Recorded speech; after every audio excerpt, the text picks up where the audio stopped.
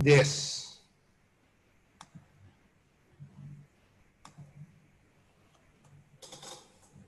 Selamat malam pada rekan-rekan. Pada malam ini saya Gusti Andrius Malambar, nomor NPM saya 207005426012 dan rekan saya Saya Yusri Salhamsyah dengan NPM 2070054460001. kami berdua akan membahas mengenai lemari S sebagai tugas rekayasa tema pada persiapan sebelum ujian tengah semester tahun 2020 ini. Dan sebelumnya kami terima kasih kepada Ibu dosen, Ibu Kiki, MSc yang telah memberikan materi mengenai rekayasa tema yang sangat komprehensif, valuable dan insightful meskipun dengan keterbatasan lewat online, tapi melalui podcast, melalui sharing knowledge-nya sangat-sangat baik sekali bagi kami semua. Pada kesempatan ini, kami ingin membahas mengenai lemari S. Ya, lemari S itu suka dipandang sesuatu yang simpel, semua orang sudah memakainya, tetapi sebetulnya di balik itu ini adalah salah satu teknologi mutakhir untuk conditioning, untuk teknologi pendinginan.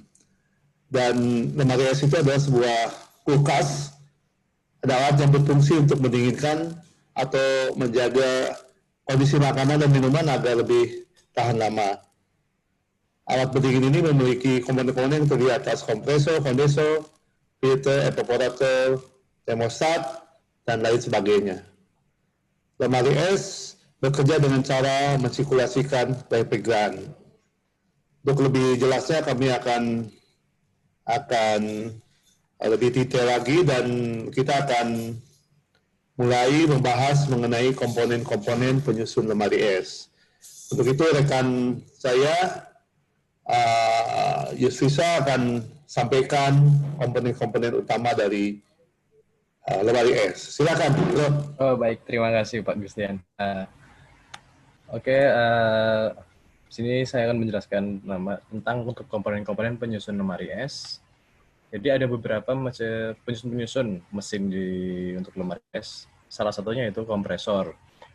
Kompresor ini adalah yang berfungsi untuk memanfaatkan refrigeran yang akhirnya akan menimbulkan tekanan dan suhu unit sehingga panas gulungan dari kulkas itu dapat melarutkan panas bertekanan. Sementara pendingin refrigeran ini menjadi cair dan mengalir melalui katup ekspansi. Refrigeran cair ini mampu bergerak ke zona tekanan rendah dari zona tekanan yang tinggi karena penguapan menyerap panas dan menyerap dingin. Dan kumparan di dalam kulkas ini akan membiarkan unit ini akan menyerap panas yang membuat bagian dalam lemari es dingin. Kompresor juga merupakan bagian terpenting di dalam kulkas. Jadi apabila dianalogikan seperti dalam tubuh manusia, kompresor ini sama dengan jantung yang berfungsi memompa darah ke seluruh tubuh. Kompresor juga berfungsi untuk memompa bahan pendingin atau refrigeran ini ke seluruh bagian kulkas. Komponen berikutnya yaitu kondensor. Kulkas adalah rak logam dengan struktur yang jelas dengan built-in pendinginan yang dirancang. Jadi di dalam kabin tersebut kompartemen didinginkan dengan rak untuk makanan.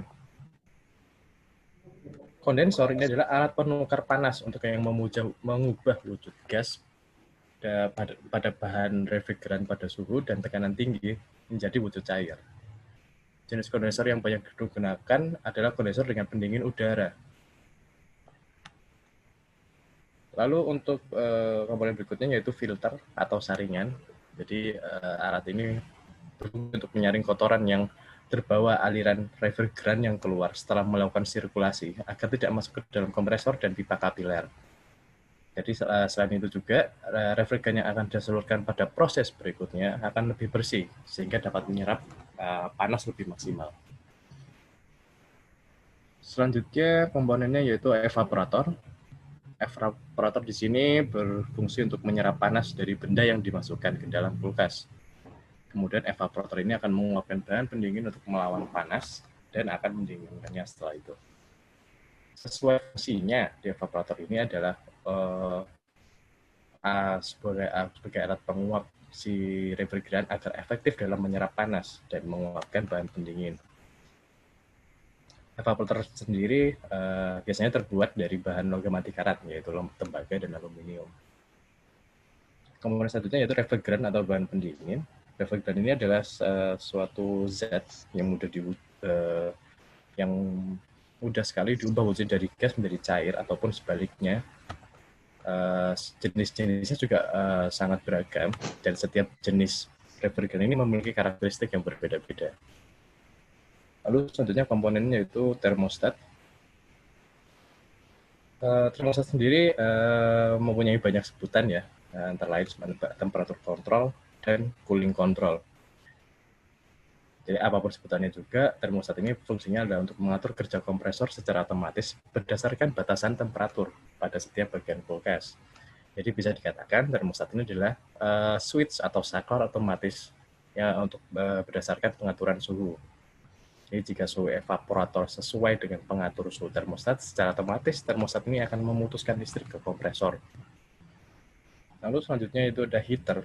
Sesuai namanya, heater adalah untuk pemanas, untuk mencairkan bunga es yang terdapat di evaporator. Selain itu juga, heater ini juga berfungsi sebagai pencegah terjadinya penimbunan bunga es pada bagian rak es dan rak penyimpan buah. Komponen selanjutnya yaitu fan motor yang berfungsi untuk mengembuskan angin pada kulkas. Jadi di dalam kulkas ini juga ada dua jenis fan. Ada fan motor untuk evaporator dan fan motor untuk kondensor. Lalu selanjutnya ada motor protektor, yaitu komponen pengaman yang letaknya itu menyatu dengan terminal kompresor. Jadi cara kerja dari motor protektor ini yaitu seperti fuse atau sikring yang dapat menyambung atau memutus arus listrik. Jadi alat ini juga bisa untuk melindungi komponen kelistrikan dari kerusakan arus akibat arus yang dihasilkan kompresor. Lalu selanjutnya komponen yaitu thermofuse. Komponen ini terletak di evaporator. Jadi kita bisa lihat kebanyakan ada di pintu atas di bagian evaporator. Lalu satunya ada timer. Ini juga letaknya di berbagai macam sesuai dengan kulkasnya masing-masing. Lalu untuk komponen selanjutnya yaitu thermodefrost. Jadi thermodefrost ini terletaknya juga ada di dalam evaporator. Oke, lalu selanjutnya untuk cara kerja lemari es akan diterangkan oleh Pak Gustian. Bagaimana, Pak?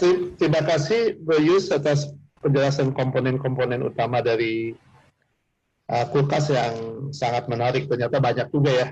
Tidak sesuai yang diperkirakan lebih detail. Ya, intinya untuk cara kerjanya itu adalah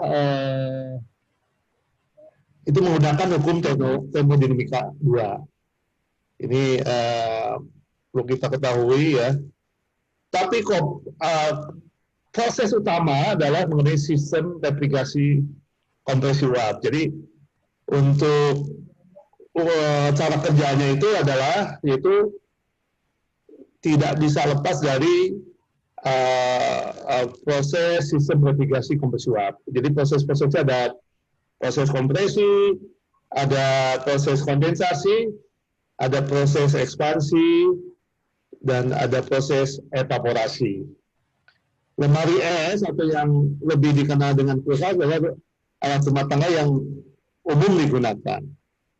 Lemari sendiri berfungsi untuk mendinginkan atau menjaga kondisi makanan ya, dan minuman. Oke, untuk komponen utama dari lemari es adalah kompresor, kondensor, katup, ekspansi, evaporator, dan refrigeran. Ya. eh, sebagaimana diketahui, insulation atau insulator merupakan alat untuk menahan panas agar tidak masuk ke dalam kulkas dan menjaga kondisi dingin atau hawa dingin di dalam kulkas tidak keluar. Temperatur kontrol berfungsi untuk mengatur berapa derajat kedinginan yang kita mau atau kita setting. Ada setting point-nya di situ. Nah, kita mulai dari evaporator fan, yaitu kipas yang diletakkan dekat evaporator bertujuan untuk mensirkulasikan udara dingin. Evaporator coil tetap di dalam kulkas yang digunakan untuk merubah freon cair menjadi uap dengan cara menyerap panas di sekelilingnya atau mendinginkan kulkas. Pada proses ini terjadi tekanan konstan, isobar. Refrigeran yang keluar dari alat ekspansi masuk ke evaporator lalu menyerap kalor dari bahan atau media yang akan didinginkan. Kemudian berikutnya kompresor. Kompresor itu adalah alat yang digunakan untuk memompahkan freon, dan sebagaimana ketahui bahwa proses kompresi, khususnya kompresor adalah jantungnya dari prosesnya SRKU ini. Jadi dalam proses kompresi, refrigeran masuk kompresor dalam keadaan uap jenuh dengan temperatur rendah dan tekanan rendah. Refrigeran yang masuk kompresor ditekan sehingga tekanannya naik dari tekanan section menjadi tekanan discharge. Uap refrigeran yang keluar dari kompresor dalam keadaan temperatur tinggi dan tekanan tinggi. Kemudian berikutnya refrigeran itu tadi masuk ke kompresor, dari kompresor kemudian proses selanjutnya adalah proses kondensasi. Refrigeran masuk ke kondenser dalam keadaan uap jenuh superheated. Di kondenser refrigeran melepaskan kalor ke lingkungan sehingga terjadi penurunan temperatur sampai batas uap jenuh.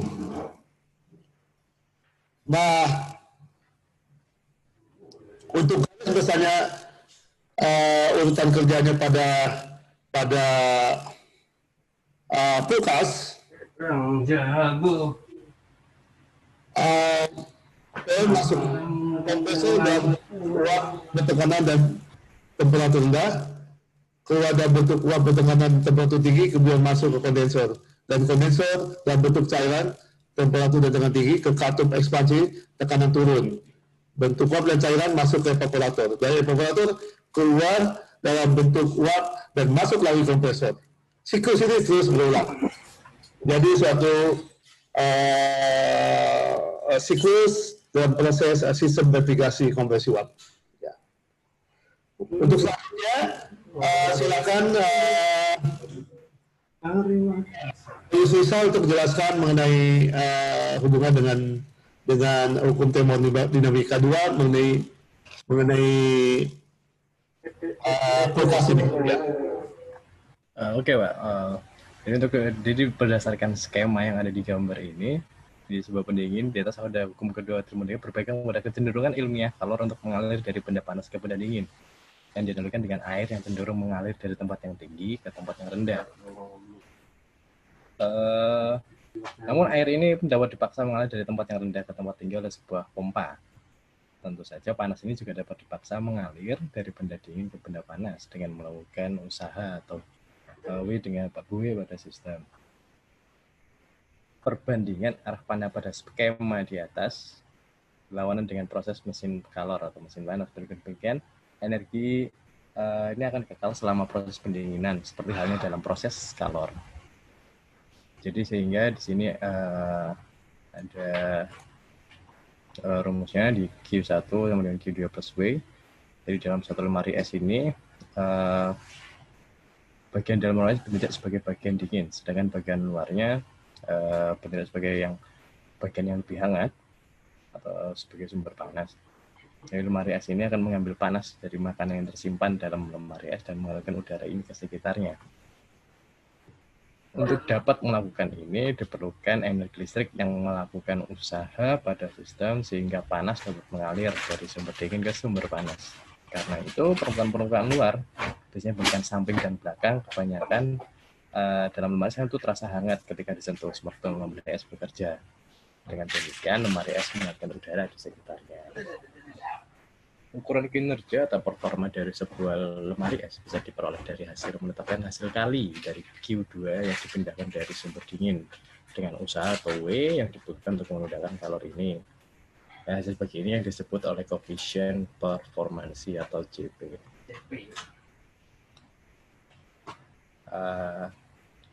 Dapat dari persamaan ini, yaitu CP adalah hasil pembagian dari Q2 dibagi dengan Q1 dikurangi Q2. Jadi koefisiensi performansi yang paling besar adalah ada dalam siklus mesin pendingin Carnot, yang prosesnya adalah kebalikannya.